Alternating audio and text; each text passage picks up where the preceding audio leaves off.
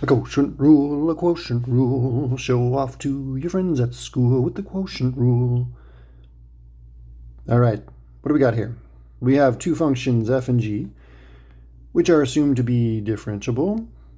And of course, you can't have g being 0. But anywho, what is the formula? It is kind of awkward, but one way to remember it is, and I kid you not, a student showed me this a few years ago. You memorize it by remembering that you have girlfriend prime minus friend girl prime all over girl squared. Girlfriend prime minus friend girl prime all over girl squared. Or just memorize it straight up. Anywho, here's your formula. Let's do some examples. First one, this guy here. So we will say that f of x is the numerator, right? G of x is the denominator. Then we have y prime is going to be g girlfriend prime minus friend girl prime all over girl squared.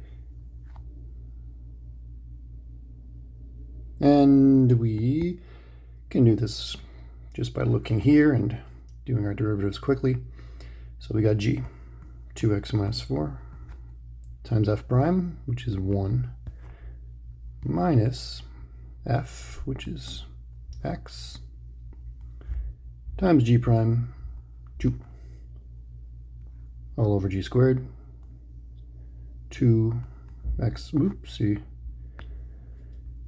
2x minus 4, all squared. Okay, let's simplify. What do we get? We get 2x minus 2x.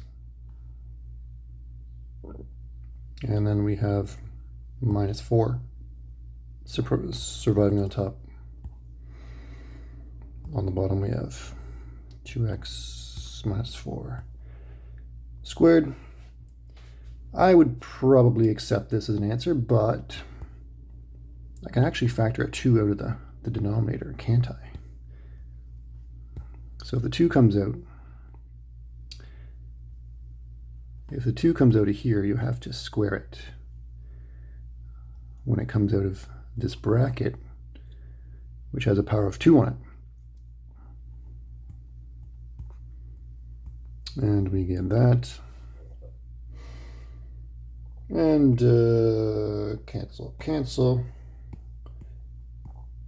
Voila.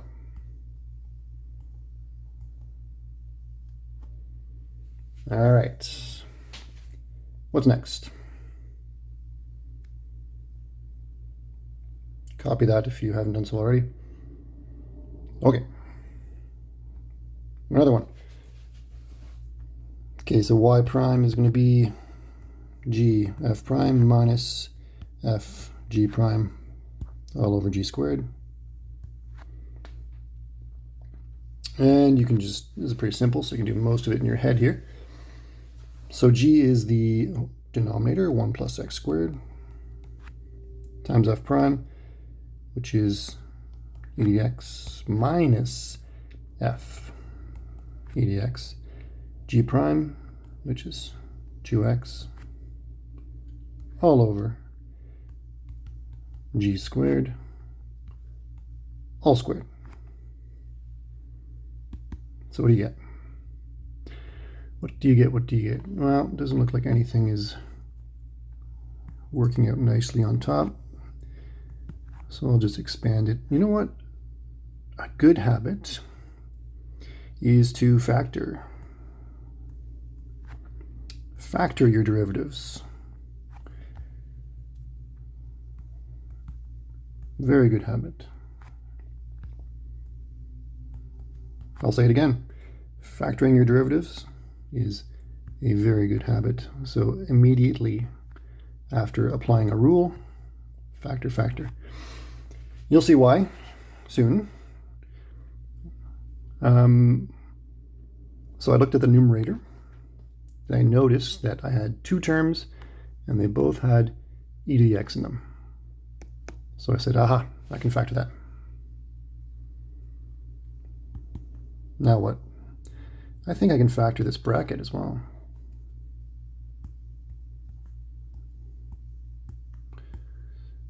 X plus 1, yeah.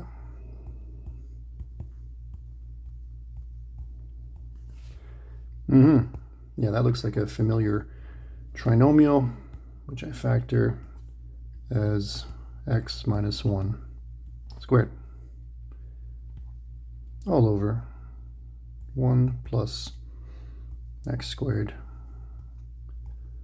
all squared. Sorry, my 2 down here is not obvious. 2. All right.